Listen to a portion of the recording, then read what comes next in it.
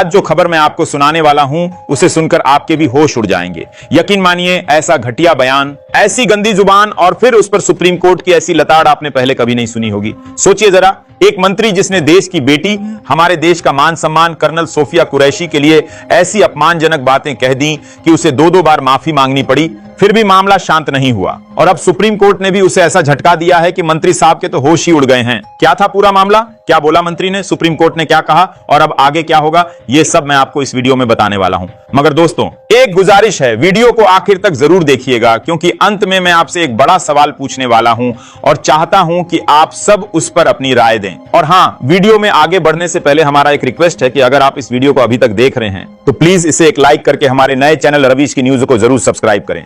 दोस्तों, यह सिर्फ आपके लिए 1 सेकंड का काम है, लेकिन इससे हमारी काफी बड़ी मदद होती है, तो प्लीज लाइक और सब्सक्राइब जरूर करें। तो चलिए अब वीडियो में आगे बढ़ते हैं। दरअसल मामला है मध्य प्रदेश का, जहां बीजेपी के सीनियर नेता और मंत्री विजय शाह ने कर्नल सोफिया कुरैशी के लिए ऐसी शर्मनाक बात कह दी जिसे मैं आपके सामने शब्दों में भी नहीं ला सकता। हुआ यूं दोस्तों कि हाल ही में पहलगाम में एक आतंकी हमला हुआ था, जिसमें हमारे कई जांबाज शहीद हो गए। इसी पर टिप्पणी करते हुए मंत्री विजय शाह ने बिना नाम लिए इशारों में कर्नल सोफिया कुरैशी को आतंकवादियों की बहन तक कह डाला। सोचिए जरा, एक तरफ पूरा देश हमारी सेना के ऑपरेशन सिंदूर की कामयाबी का जश्न मना रहा था और दूसरी तरफ यह मंत्री साहब गटर लेवल की भाषा का इस्तेमाल कर रहे थे। जैसे ही यह बयान सोशल मीडिया पर वायरल हुआ, हंगामा मच गया। हर कोई मंत्री के इस्तीफे की मांग करने लगा, लेकिन मंत्री जी जनाब तो जैसे कुछ हुआ ही ना हो, हंसते हंसते माफी मांगने लगे। वो भी कैसी माफी, ऐसी माफी जिसमें न कोई पछतावा था न शर्म, बस दिखावा। जब लगा कि मामला तूल पकड़ रहा है तो दूसरी बार थोड़ा गंभीर चेहरा बनाकर माफी मांग ली।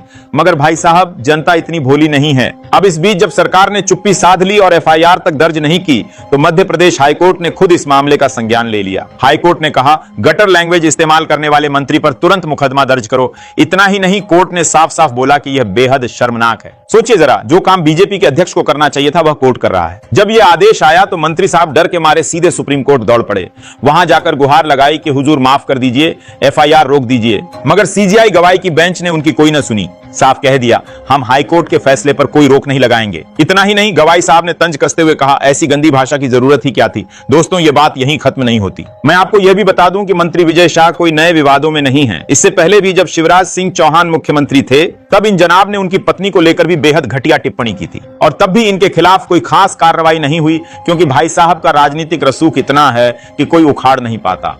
मगर इस बार मामला देश की बेटी का है, फौज की अफसर का है, और वह भी ऐसे वक्त में जब पूरा देश ऑपरेशन सिंदूर की कामयाबी का जश्न मना रहा है। ऐसे में इस तरह का बयान देना न सिर्फ शर्मनाक है, बल्कि देश के लिए एक बड़ी बेइज्जती भी है। अब जरा सोचिए दोस्तों, अगर यही बयान किसी विपक्ष के नेता ने